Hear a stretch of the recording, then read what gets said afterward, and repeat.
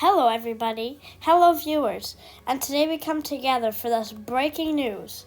Breaking news, as NCYRR is being built from Hammondville to Elphis. It's called NCYRR because a lot of it runs through Nate City, from downtown to uptown, Hammondville to downtown, wherever you need to get, and from Hammondville, downtown, midtown, and Elphis.